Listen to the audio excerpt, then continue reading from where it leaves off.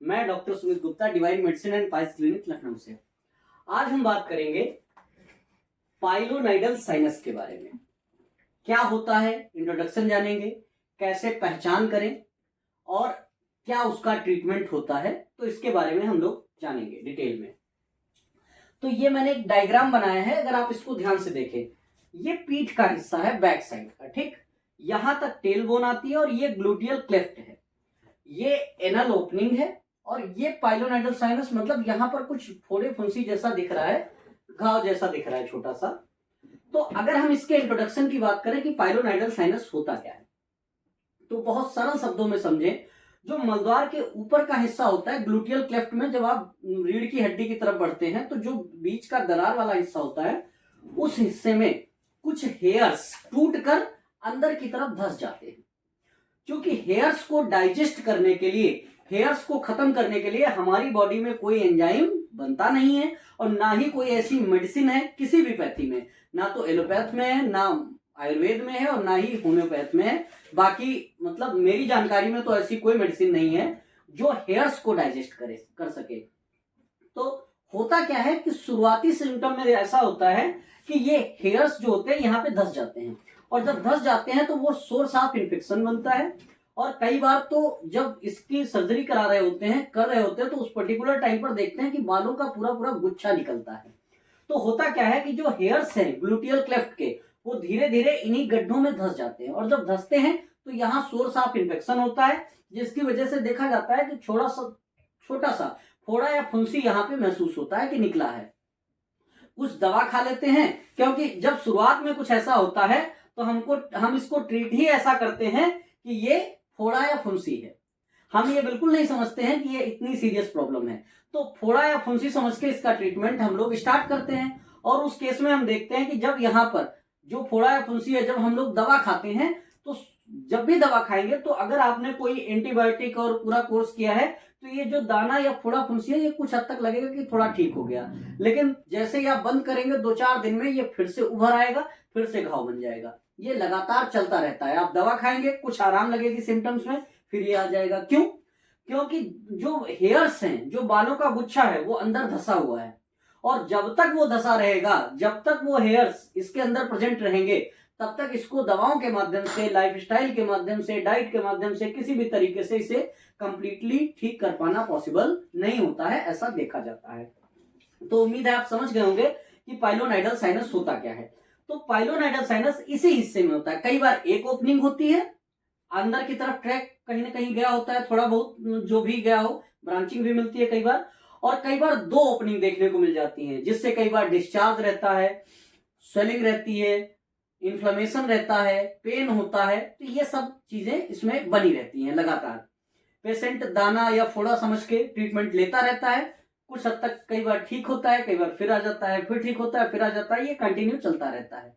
तो लगता है कि क्या ऐसी बात हो गई कि ये ठीक नहीं हो रहा। एक्चुअल में जो हेयर्स अंदर प्रेजेंट हैं, वो इसको ठीक होने नहीं दे रहे हैं।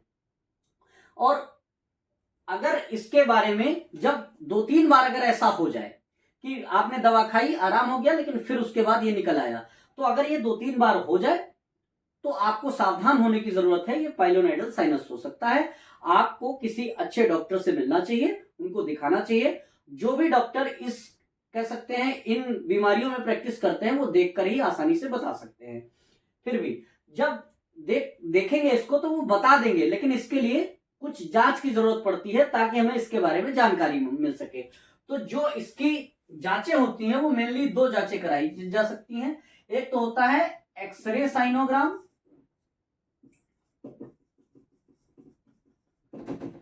और दूसरा होता है एमआरआई साइनोग्राम, जिसमें से एक्सरे साइनोग्राम जो है, उससे ये तो पता लग जाता है कि कुछ ट्रैक जैसा है, लेकिन कंप्लीट इंफॉर्मेशन एक्सरे साइनोग्राम में नहीं मिल पाती है।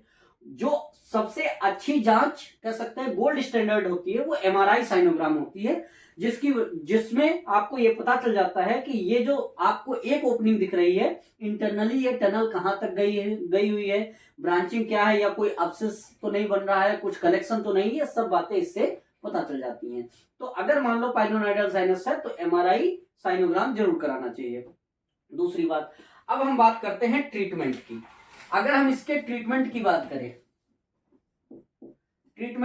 करें कि इसमें क्या ट्रीटमेंट होता है, तो जैसा कि मैंने पहले बताया कि आप दवाएं चाहे जितनी खा ले, जब तक वो हेयर्स, वो बालों का गुच्छा इसके अंदर फंसा रहेगा, तब तक कि इसको दवाओं के माध्यम से ठीक कर पाना पॉसिबल नहीं होगा।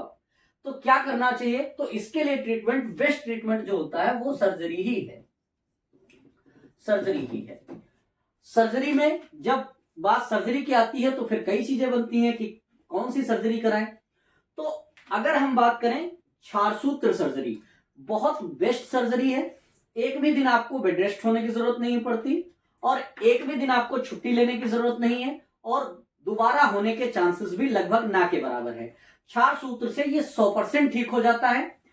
अब रही बात कि क्या ये दोबारा हो सकता है, तो दोबारा होने की एक कंडीशन है, अगर हेयर्स जाएंगे इसके अंदर तो दोबारा होने के चांस हैं। लेकिन सर्जरी में कई बार क्या होता है कि देखा जाता है कि सर्जरी करते टाइम अगर एक भी हेयर इसके अंदर छूट गया है, अगर वो नहीं निकल पाया, तो ये दोबारा से फिर इन्फेक्शन होगा, फिर ये बनेगा, फिर फूटेगा, फिर वही सारा प्रोसीजर आपको फॉलो करना पड़ता है। क्षारसूत्र एक बहुत ही पुरानी सर्जरी है, सर्जरी का मेथड है, जिसमें क्षारसूत्र के माध्यम से यहीं पर क्षारसूत्र लगाया जाता है, जो धीरे धीरे कट करता है, जिससे हेयर्स जो होते हैं वो दिखाई देते हैं, उनको निकाल लेते हैं। कह सकते हैं इंस्ट्रूमेंट के माध्यम से सारे हेयर्स को धीरे धीरे निकाल लेते हैं और जो क्षारसूत्र होता है वो कट भी कराता है और हील भी कराता है। और चूंकि एल्कलाइन मीडियम होता है तो इन्फेक्शन का भी सोर्स जो है वो भी धीरे धीरे खत्म हो जाता है। जब हेयर्स निकल जाएंगे तो इन्फेक्शन का सोर्स खत्म हो जाएगा और 100% आराम मिलता ही मिलता है, रिकरेंस भी नहीं होता।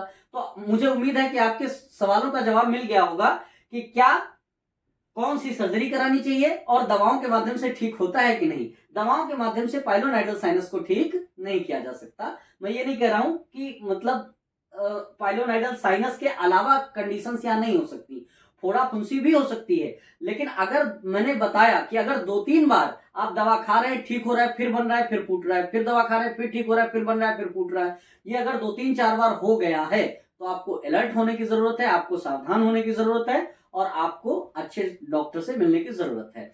तो उम्मीद है पाइलोनाइडल साइनस के बारे में आपको समझ आया होगा। आपके मन में कोई अगर सवाल है, कोई क्वेरी है तो कमेंट के माध्यम से पूछ सकते हैं। नीचे मेरा नंबर दिया गया है, इस नंबर पे कांटेक्ट करके अपॉइंटमेंट ले सकते हैं, आप दिखा सकते हैं। हम आपकी प्रॉब्लम को कह सकते हैं एलेबोरेट करेंगे, आपको समझाएंगे, पूरी जानकारी देंगे और आपकी सारी क्वेरी का जवाब देंगे। Thank you.